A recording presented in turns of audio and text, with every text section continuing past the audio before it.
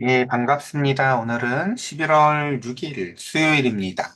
디모데전서 3장 8절부터 16절까지 말씀, 아름다운 지위라는 제목으로 말씀 나누도록 하겠습니다.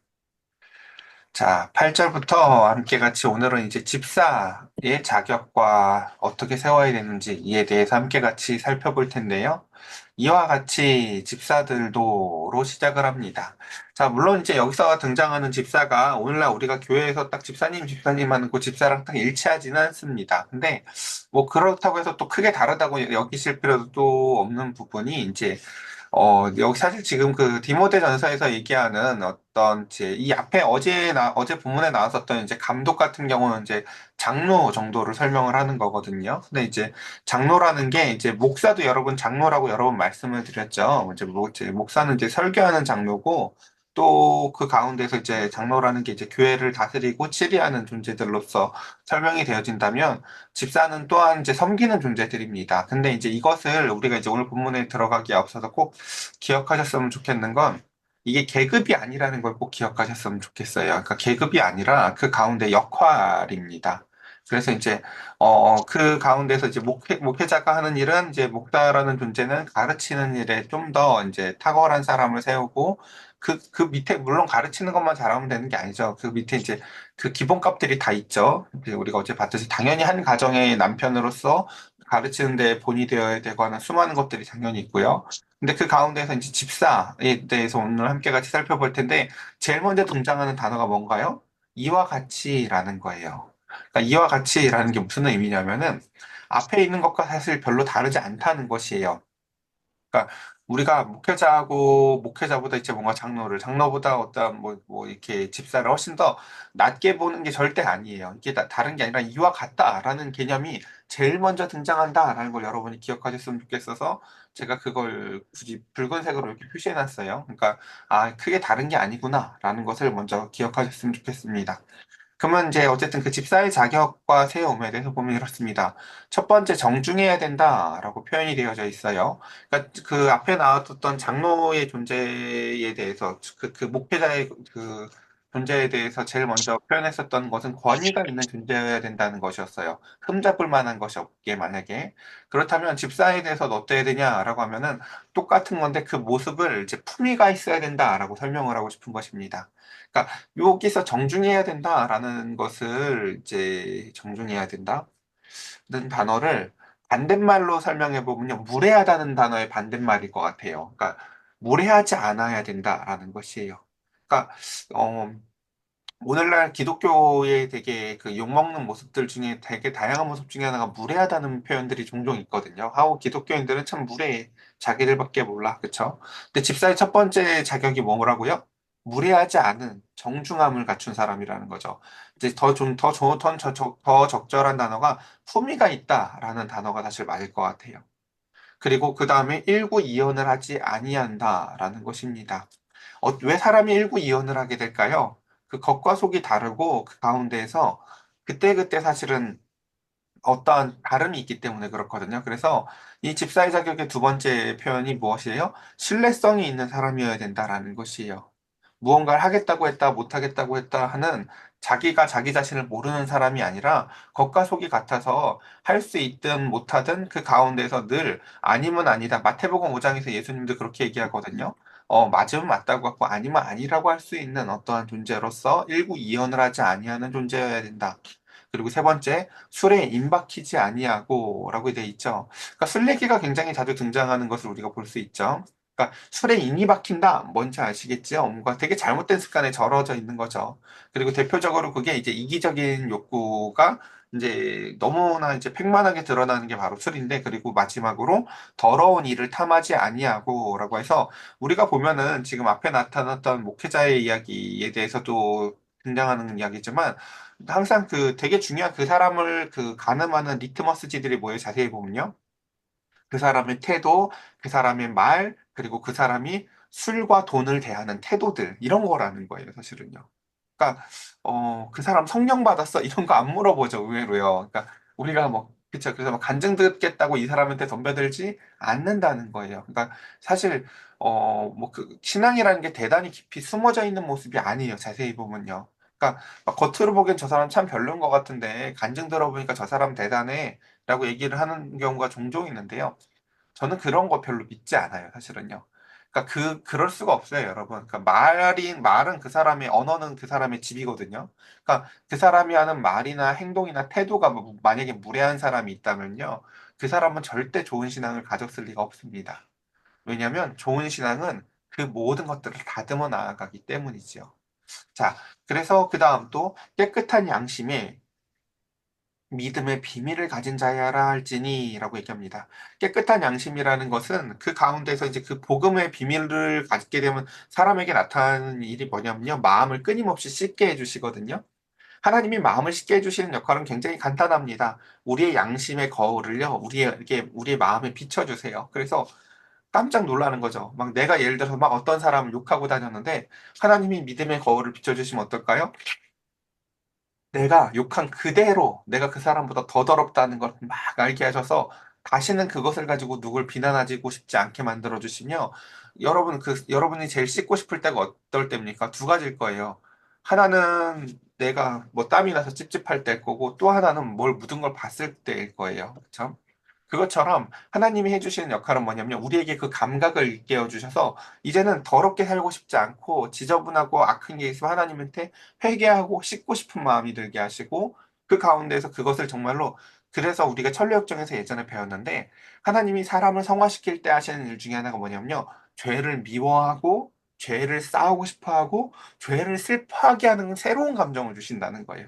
원래 그 죄인일 땐 어때요?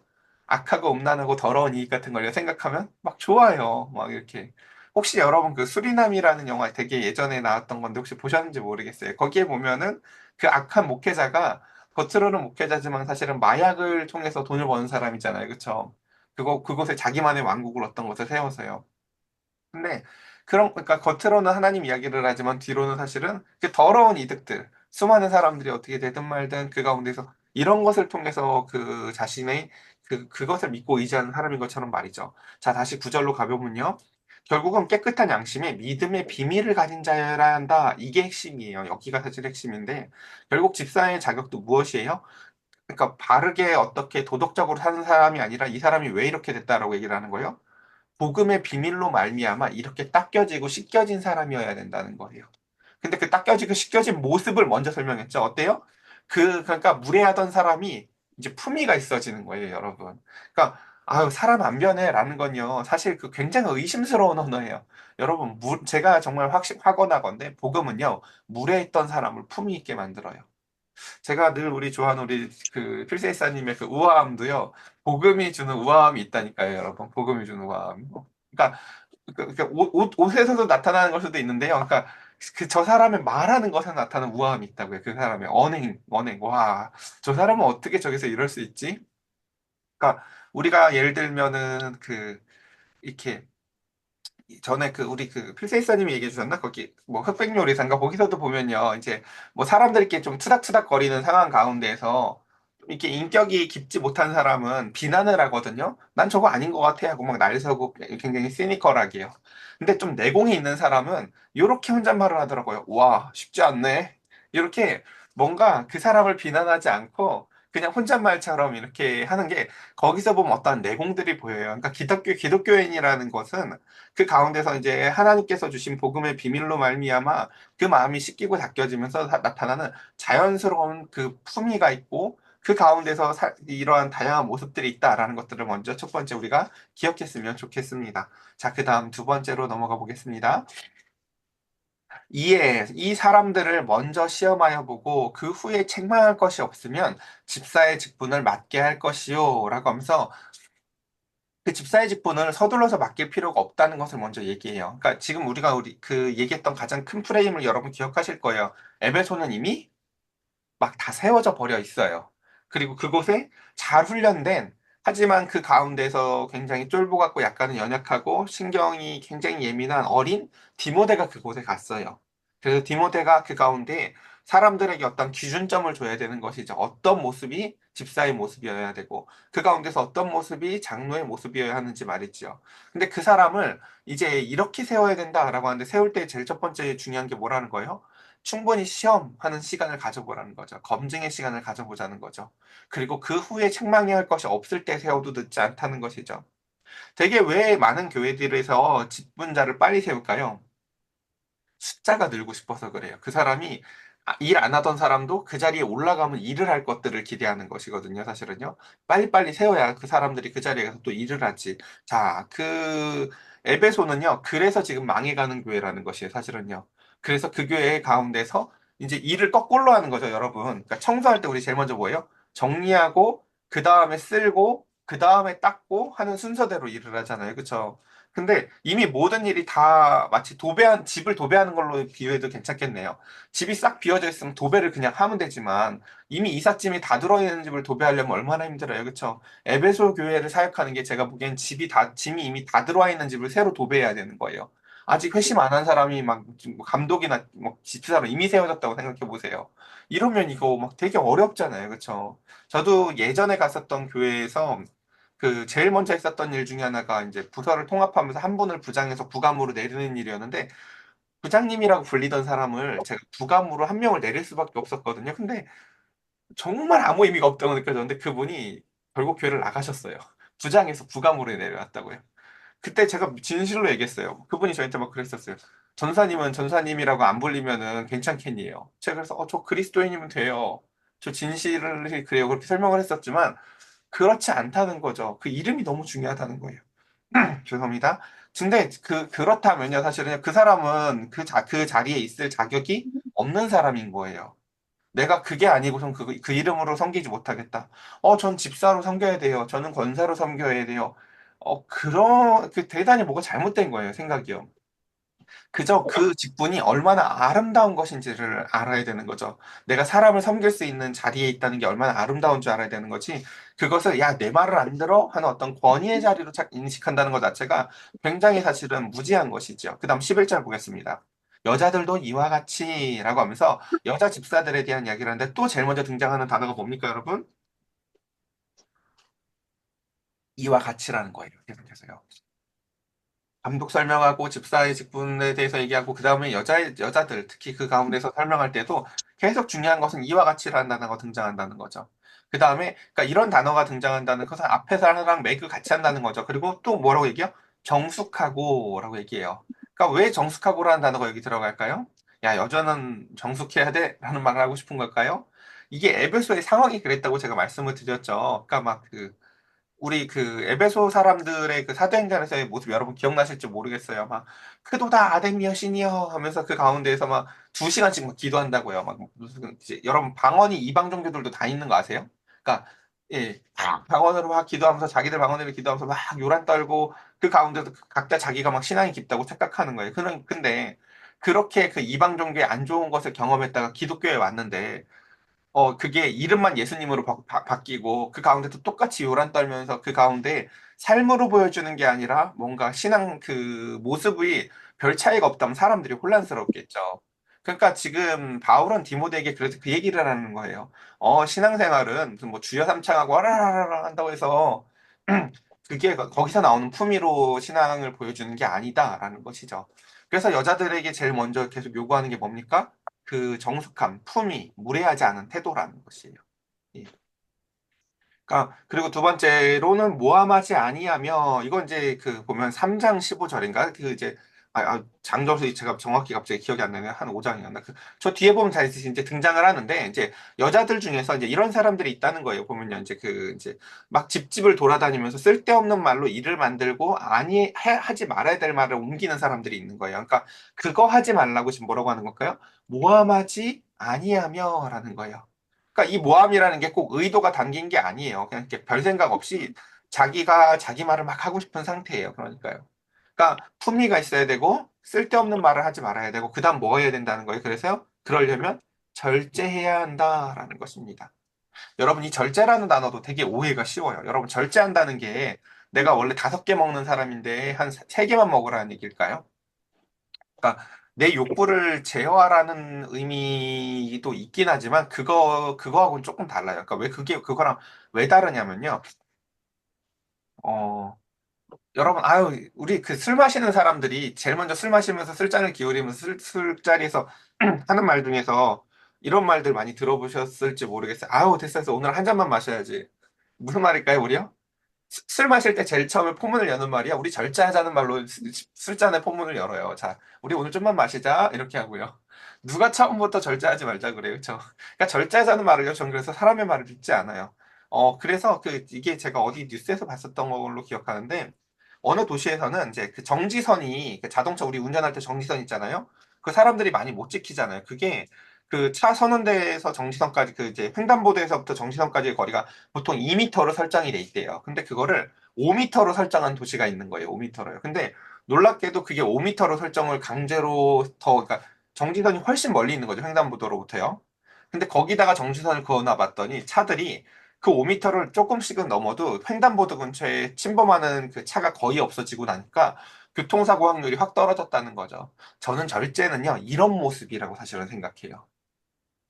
내 안의 마음의 선을요, 2m로 선을 그어줬어서 자주 침범하던 어떤 것에 대해 선의 높이를 확 높이는 거예요. 절제는, 나 이제 저 선 지킬 거야 하면서 2m 앞으로 살금살금 다가가는 모습이 아니라 선 자체를 훨씬 엄격하게 두는 것이에요. 그래서 조금만 할게. 나 진짜 잘 참을 거야. 라고 하면서 그 2m 앞에서 깔짝깔짝 싸우는 모습이 아니라 내 욕구를 신뢰하지 않는 거예요. 나는 그냥 5m에다가 내 선을 놓을 거야. 라는 거예요. 그리고 이게 저는 그래서 이걸 뭐라고 생각하냐면 이게 영적 민첩함이라고 생각해요. 하나님이 어떤 은혜를 줬어요. 그럼 2m까지는 괜찮아. 야, 술을 먹지 말라는 건 아니야. 하나님이 디모데한테 술 마셔도 된다고 했잖아. 봐, 위 아플 때는. 야, 뭐 취하지 말라고 했지 먹지 말라고 했냐? 이게 2m 앞에서 깔짝거리겠다고 덤벼드는 태도라면요. 바울은 뭐라고 얘기를 해요? 내가 다른 사람이 시험 들 것 같으면 난 평생 고기도 안 먹을 거야. 여러분, 왜 그런 소리를 할까요? 그 절제의 선이요, 5m 정도 선에 서 있는 거예요. 예. 그러니까 이게 절제라고요. 절제는 내 욕구랑 싸우는 모습도 아니에요. 그래서 사실은요. 훨씬 더 엄밀한 선을 그어놓고 내 욕구를 안 믿는 거예요. 예. 자, 요게 절제다라는 거 꼭 기억하셨으면 좋겠습니다. 그 다음, 모든 일에 충성된 자라야 할지니라 라고 하면서 자기가 좋아하는 일만 하는 게 아니라 그 가운데에서 하나님의 말씀을 듣고 그 가운데서 인격도 다듬어지며, 그러니까 교회에서 뭐 몇십 년 신앙생활을 했는데 예를 들어서 뭐 이렇게 봉사는 잘하는데 말씀은 모른다. 이거 별로 건강한 게 아니겠죠? 자기가 좋아하는 일만 하는 게 아니라 모든 사람들이 다 이와 같이, 이와 같이, 이와 같이 하면서요. 어머, 저기는 목사님도 저렇게 품위가 있더니, 저기 장로님도 참 권위가 있는데, 어머, 집사님도 어떻게 저렇게 삶으로 섬기는데도 저기서도 저렇게 또 품위가 있다라고, 우리 지금 여기서 얘기했던 요건들이 한번 그 교회에 있는 직분자들에게 다 생긴다고 생각해 보자고요. 그렇죠? 그러면 다 어때 보여요? 다 비슷해 보이겠죠? 지금 바울이 그리고 있는 교회의 모습 여러분 이해하시겠어요? 그러니까 어떻게 보면요. 만약에 옷으로 구분이 안 된다면요. 누가 목사고 누가 집사고 누가 권사인지 구분이 안 되는 게 교회예요. 사실은요. 왜요? 다 비슷해요. 사람들이 살아가는 모습이요. 자, 그 다음 또 보도록 하겠습니다. 12절. 집사들은 한 아내의 남편이 되어 자녀와 자기 집을 잘 다스리는 자일지니, 이제 남자 집사들에 대한 요구는 그쵸, 계속해서 잘 다스리는 얘기를 해요. 그러니까 우리가 창세기에서 여러분 기억하실 거예요. 인간이 죄를 짓고 나서 받은 저주 중에서 남자가 받은 저주가 뭐예요? 그쵸? 여자를 사랑하려고 들어야 되는데 다스리려고 든다는 거죠. 그러니까 다스리는 것은요, 죄적 본성이에요. 근데 그 가운데서 지금 여기서 잘 다스린다라는 것은 뭐냐면은 내 옛 본성으로 윽박지르고 내 힘으로 억눌러서는 절대 그렇게 다스려지지가 않거든요. 잘 다스려지는 건 딱 하나밖에 없어요, 여러분. 사랑으로 다스릴 때만 잘 다스려져요. 그러니까 그 남편이 아내를 다스린다. 여러분 말 자체가 싫을 수 있는데요. 사실은 저 다스린다의 또 다른 내적 표현이 뭐냐면요. 섬긴다는 거예요. 그러니까요. 그러니까 예수님이요, 제자들을 잘 다스리셨거든요. 근데 그 모습이요, 섬겨주시는 모습이었어요, 여러분. 한 번도 그런 거 보신 적 있으세요? 야, 너 여기서 뭐해? 하면서 막 이렇게 지시하시고, 그 가운데에서 막 이렇게 뭐 이렇게 하는 모습, 우리는 복음서에서 예수님의 모습 중에서요, 그런 모습을 본 적이 없어요. 왜요? 예수님의 다스림은 그 가운데서 사람들의 마음을 회복시켜 주시고, 그 가운데서 사랑으로 섬겨주시는 것이었다라는 것들을 기억했으면 좋겠습니다. 그래서 지금 집사 이야기를 하고 있지만 사실은 사역자랑 별로 다른 모습이 없습니다. 자, 그래서 13절.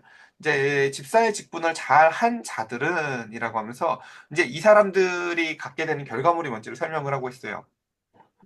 여기서 보면 13절의 번역이 좀 아쉬운데 여기에 보면 집사라는 단어를 13절에 안 넣어요, 일부러요. 이 23절 앞에 뭐라고 번역이 되어 있냐면요. 섬김의 일을 잘 수행한 자들은 이라고 써 있어요.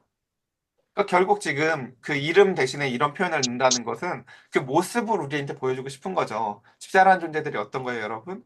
누군가가 왔을 때 교회 딱 문 열고 예를 들어서 제가 예전에 말씀드렸잖아요. 우울증 환자들 같은 경우나 뭐 이렇게 뭔가 마음이 힘든 일들 혹은 뭐 그냥 다양한 사람들이 교회 문을 열었을 때는요. 어마어마하게 큰 용기로 그곳을 오는 사람들이 있다고요. 근데 우리가 주일날 다 내 앞가림 하기도 힘들어가지고 막 허겁지겁해서 시간 돼서 오고 또는 내 가정 하나도 이렇게 막 하기 해서 이제 이렇게 다스리기 힘들어서 이렇게 오면 막상 그렇게 힘든 마음으로 교회로 온 사람이 있었을 때 그 사람을 챙겨줄 사람이 없게 되는 안타까운 일이 벌어진다고요. 그러니까 우리 이렇게 저희 교회 우리 혜영 시사님하고도 이 얘기를 자주 했지만 제가 걱정하는 게 우리 교회가 빨리 성장해서 사람이 안 많아지는 게 걱정이 아니라 누군가가 새신자가 왔는데 그 사람을 섬겨줄 사람이 없는 게 제가 걱정이라고도 자주 말씀을 드렸어요. 그러니까 그것처럼 우리가 정말 걱정해야 되는 건 하나님이 안 보내주는 게 아니라 보냈을 때 그 사람을 커버할 능력이 없는 게 더 최악이에요, 사실은요. 시장에서 우리가 먹지도 못할 양의 어떤 음식을 사가지고 냉장고에 넣어놨다가 썩혀서 버리면 그게 더 아까운 거죠. 차라리 덜 사는 게 낫죠. 그것처럼요. 저는 귀한 하나님의 성도들을 그 교회가 소화할 능력이 없으면요. 안 받는 게 맞다고 저는 생각을 해요. 그래서 우리가 꼭 기도하면서 생각해야 될 것은요. 우리가 무언가를, 누군가를 왔을 때요. 섬길 준비들이 되어야 된다라는 것들도 꼭 기억했으면 좋겠습니다. 그리고 제가 참 좋아하는 단어 중에 이 표현이 있어요.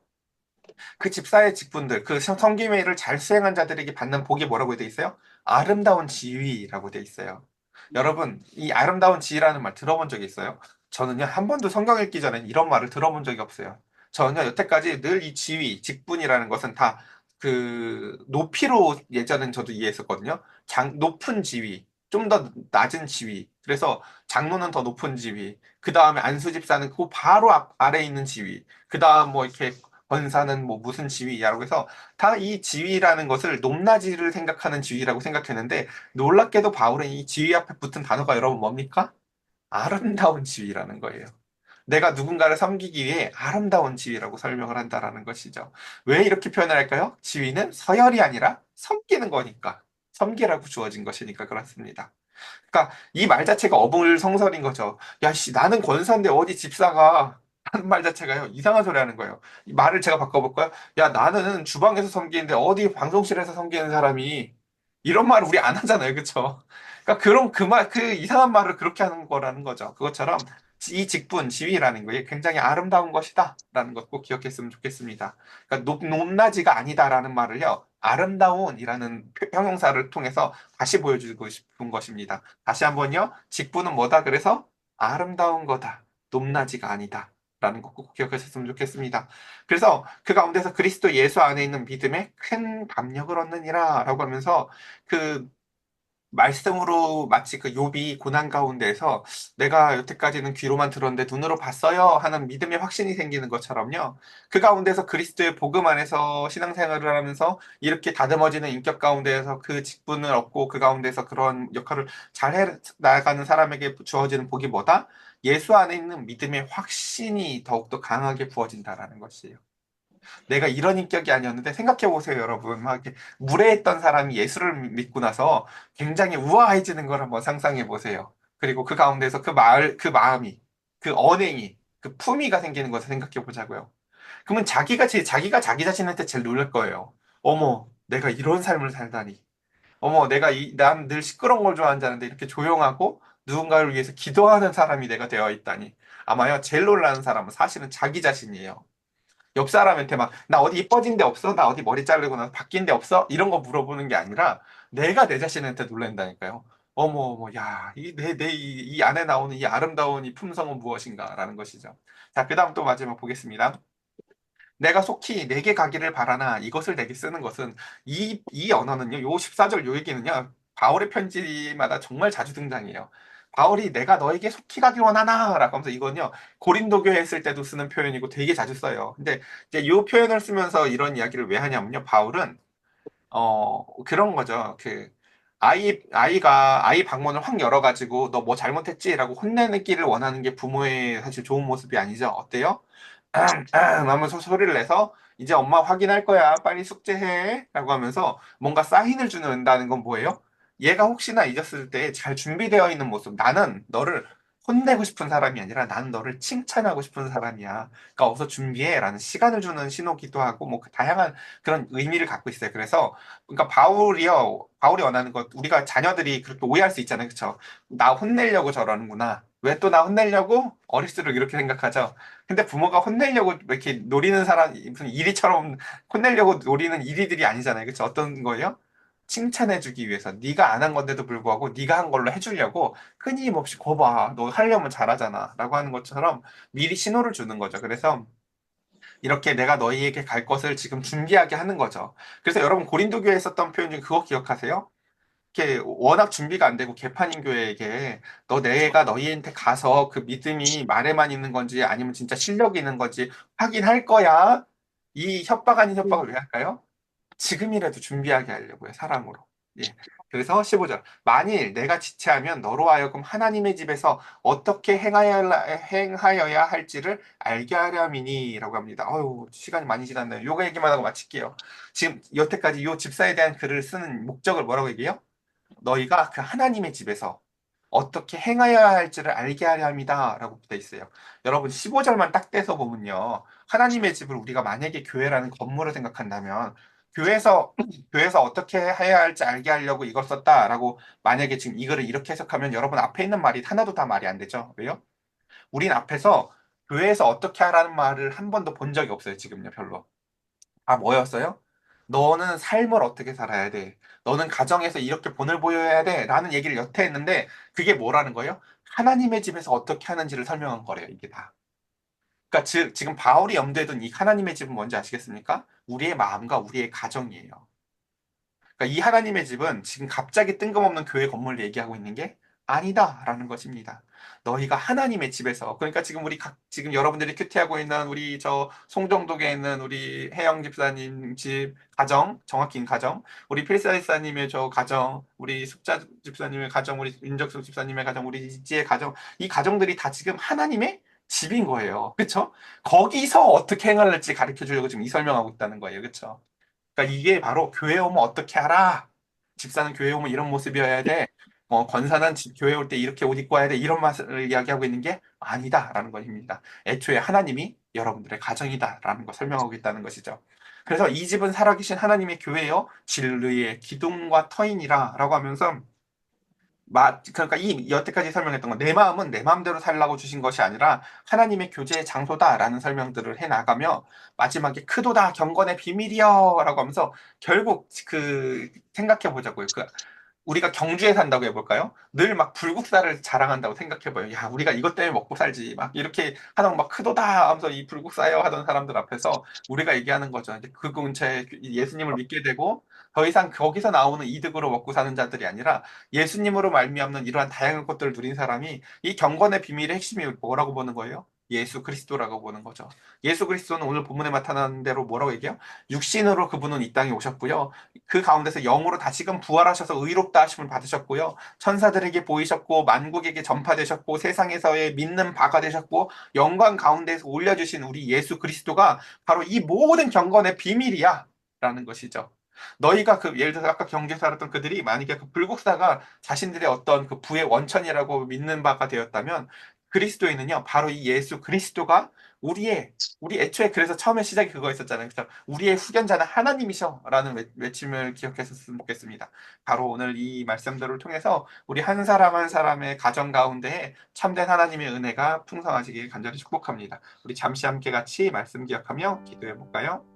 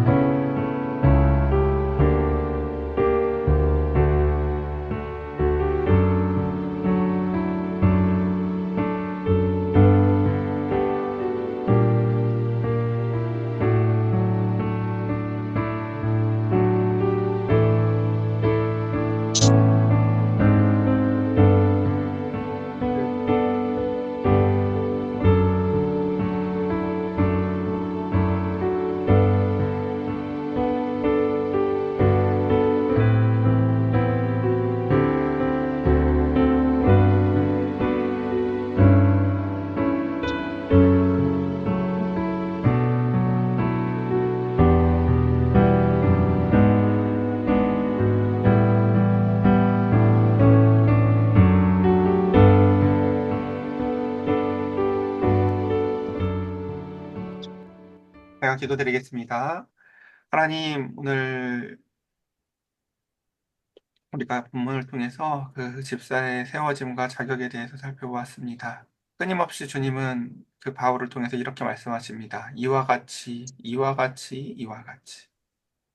누가 더 높은 사람이 아니라 어쩌면 그 거듭난 사람들의 모든 모습들은 다 하나님의 품성을 닮아 예수 그리스도가 이 땅에 오신 그 경건의 비밀의 복음의 은혜를 닮아서 어머 이와 같이 이와 같이 이와 같이라고 다들 닮은 모습이 되어가는 것 같습니다. 주님, 우리가 오늘 본문의 모든 말씀들을 잘 기억하며 내 마음의 절제선을 2미터 안에다 치는 어설픈 정지선이 아니라 내 욕구를 믿지 아니하며 더 깊이 뿌리 깊게 친 5미터 정지선처럼 누군가의 삶에 무례하지 아니하고 하나님 앞에 믿음의 본을 보이며 가정을 잘 다스리며 그 가운데서 서로 사랑하는 모습들을 나타낼 수 있도록 성령님 은혜를 더하여 주시옵소서. 날씨가 많이 추워졌습니다. 하나님, 추워진 가운데에서 옷을 껴입지만 마음만은 더욱더 뜨거워 사람들에게 따뜻한 미소와 품위를 보이며 뜨거운 하나님의 사랑이 우리 안에 샘솟길 원하오니 성령님 그 사랑을 부어 주시옵소서. 우리의 구주 되신 예수 그리스도의 이름으로 기도드렸사옵나이다. 아멘.